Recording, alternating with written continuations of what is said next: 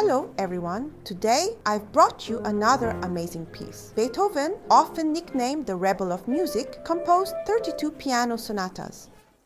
Among them, the Piano Sonata No. 23, Opus 57, also known as the Appassionata Sonata, is a piece that evokes incredible tension in listeners. To compare, though perhaps unfairly, I personally find this piece even more challenging than Liszt's La Campanella, which is famously known for its difficulty. It's truly tough. Interestingly, the subtitle Appassionata wasn't given by Beethoven himself, but by a publisher named Kranz Verlag. Kranz apparently found this piece so challenging that he presented an arrangement for 2 pianos in addition to the original solo version. This shows just how difficult it must have been to play solo. In fact, it took a staggering 35 years for this piece to become widely performable by musicians of the time. To put it into perspective, if I had started playing it at 1 year old, I'd only now be able to perform it properly. So, what makes this piece so difficult? Let's take a closer look. First of all, it's written in a 12/8 meter. I've mentioned before how challenging this time signature can be. You need to subdivide the beats into 12/8 notes and count them accurately.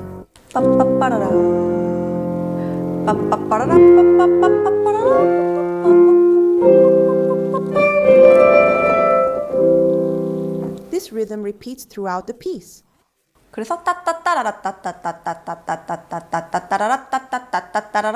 So, you'll need to continuously keep track of the 8 notes. Since 12/8 is a compound quadruple meter, eventually you'll count the 8 notes as one beat each. This abundance of 8 notes, along with the frequent subdivisions, requires immense focus.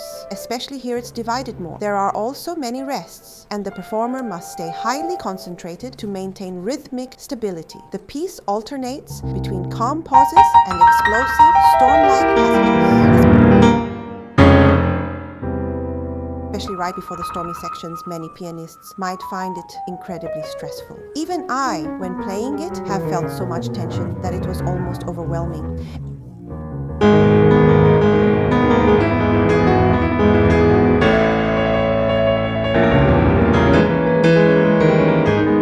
And the main motif, doesn't it sound familiar?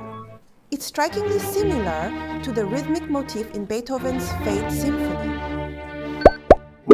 Next, let's look at the key signature. The piece is in F minor with a tempo marking of Allegro assai. It begins with pianissimo, so it requires a very delicate and cautious start. You must carefully calculate how deeply to press the keys for the first note, ensuring a seamless connection to the following phrases.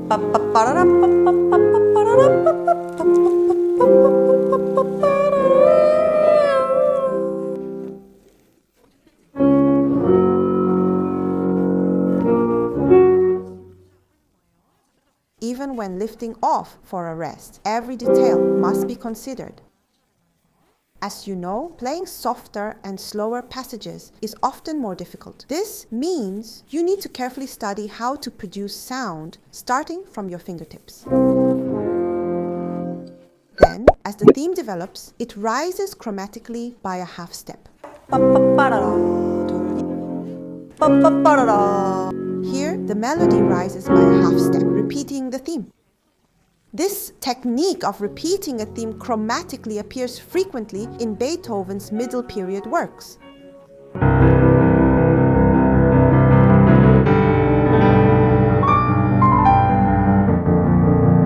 It's not just about alternating between piano and forte with dynamic markings, it's about creating extreme contrasts, maintaining control over emotions, and driving the piece forward with intensity. This is incredibly challenging, but it also adds profound depth to the music. Pieces like this are difficult, yet irresistibly captivating. Playing it feels almost breathless at times. Then suddenly, the second theme arrives, a peaceful melody, as if nothing happened.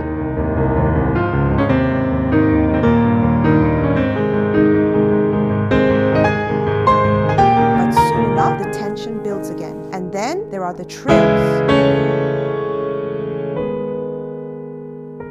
One of the most challenging parts. It's essential to practice these trills while finding ways to stay relaxed and in control. In this video, we focused only on the first movement, but the third movement is equally famous, and though brief, the second movement is truly beautiful. I hope today's session helps you elevate your playing and listening experience. Let's continue to grow together on your musical journey. Don't forget to like, subscribe, and turn on notifications. I'll see you next time with another inspiring piece.